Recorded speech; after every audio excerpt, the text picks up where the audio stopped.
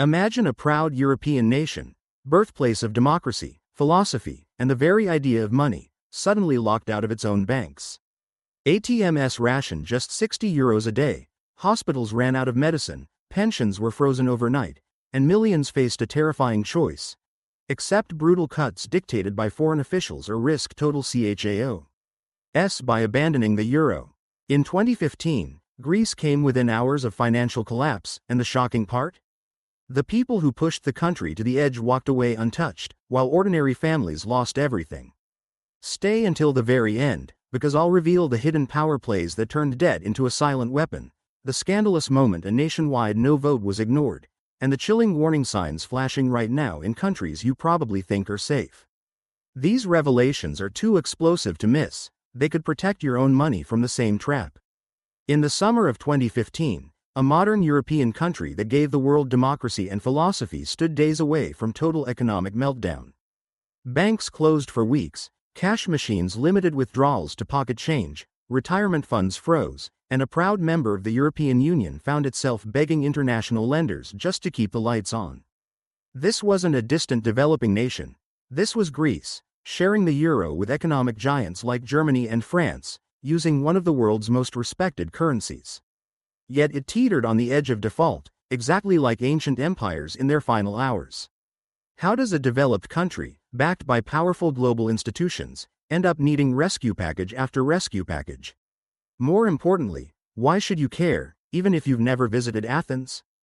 Because Greece offers a crystal-clear window into how the modern financial world really operates, how borrowing can quietly strip away independence, how debt turns into a political tool, and how fast a nation can lose control when the money stops flowing. Please subscribe to our channel. It means the world to us and really helps us keep creating more content like this. Thank you so much. The roots of the trouble stretch back long before the dramatic headlines. When Greece adopted the euro in 2001, everything changed overnight. For decades, it had carried high levels of borrowing and spending, but interest rates were always steep because investors saw risk. Joining the euro erased that risk in their eyes. Suddenly, lenders treated Greek government bonds almost as safely as German ones. Money poured in at record low rates, and Greece borrowed freely. Public projects exploded: new highways, gleaming airports, modern subway systems. Government salaries rose, benefits expanded, and for a while it felt like prosperity had finally arrived. Some funds truly modernized the country, but far too much disappeared into an oversized bureaucracy, generous early retirement schemes, and widespread tax avoidance. Corruption was common, revenue collection weak, and spending raced ahead of income.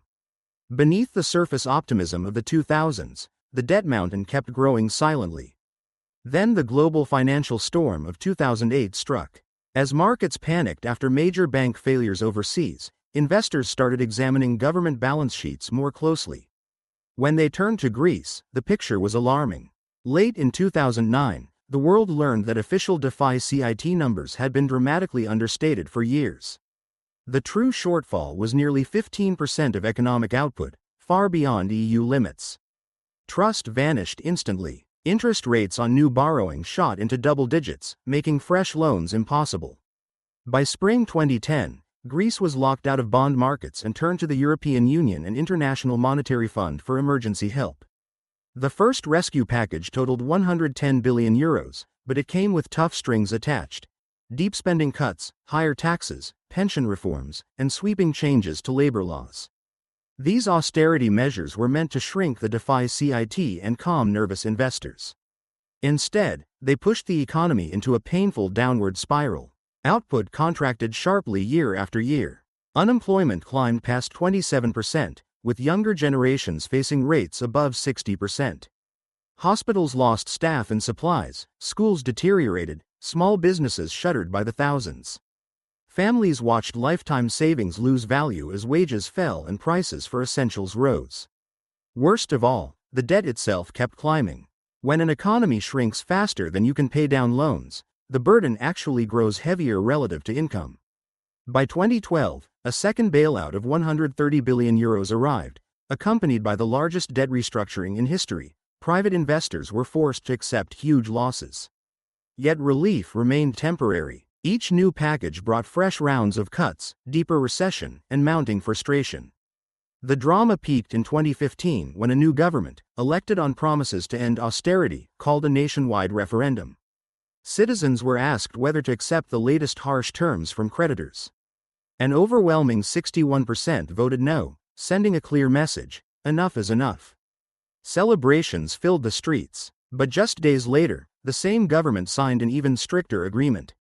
Why the stunning reversal? The alternative, leaving the euro, returning to a national currency, and declaring full default, would have triggered immediate bank runs, empty shelves, and economic isolation that could have lasted years.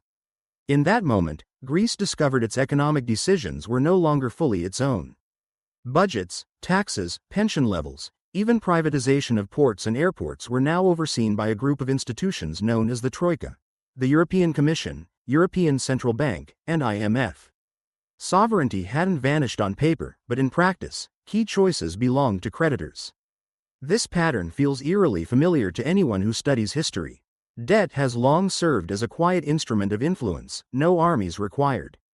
In the late 19th century, the Ottoman Empire borrowed heavily from European banks to modernize. After repeated defaults, creditors created a special administration that directly collected customs revenues, diverting funds to repayment instead of government needs. Egypt followed a similar path after ambitious projects like the Suez Canal left it overwhelmed by loans. Britain and France stepped in as financial overseers, eventually turning economic control into political dominance. Flags still flew, leaders still spoke, but real power rested with those holding the debt. Greece experienced the 21st century version, not colonial occupation, but a financial trusteeship where outside experts decided what could be spent and what had to be cut. For everyday Greeks, the human cost was devastating. Retirees saw pensions slashed by as much as 40%, forcing many elderly to skip meals or medicines. Suicide rates rose, emigration soared as young professionals fled for better opportunities abroad, and an entire generation grew up watching parents struggle. Small shops that had served neighborhoods for decades boarded up windows. Hospitals postponed surgeries due to lack of basic supplies.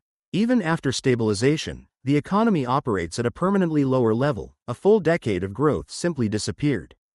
Today, Greece's debt still exceeds 160% of annual output, among the highest in the world. The story doesn't end in Athens. Look around and you'll see the same pressures building elsewhere. Sri Lanka, Pakistan, and Argentina have recently negotiated tough IMF programs, trading spending cuts for emergency funds, each time surrendering pieces of policy control. Italy carries one of Europe's heaviest debt loads, while Japan sits above 250% of GDP. Even the United States, with the unique advantage of the world's reserve currency, now owes more than $34 trillion. Bigger economies can postpone the day of reckoning, but postponement isn't the same as prevention. Greece teaches a powerful truth. When you can't print your own money, when you can't adjust its value, when daily operations depend on external financing, flexibility disappears. Choices shrink. Creditors stop being distant lenders and start making the rules. The lesson scales down to personal finances just as clearly. Borrowing feels painless when rates are low and paychecks arrive regularly.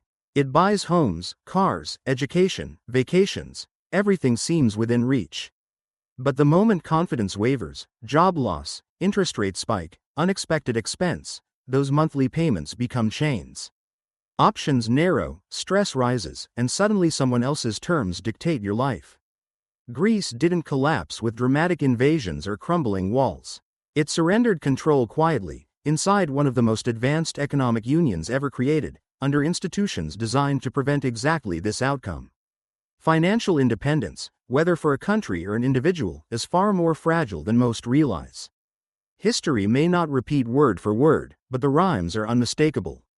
When a modern nation defaults like an ancient empire, we're reminded that freedom isn't guaranteed by strong institutions alone. It's protected by understanding how money and power truly work. If this opened your eyes to the hidden risks around us, hit subscribe. History has the answers, and I'll keep showing you exactly where to look.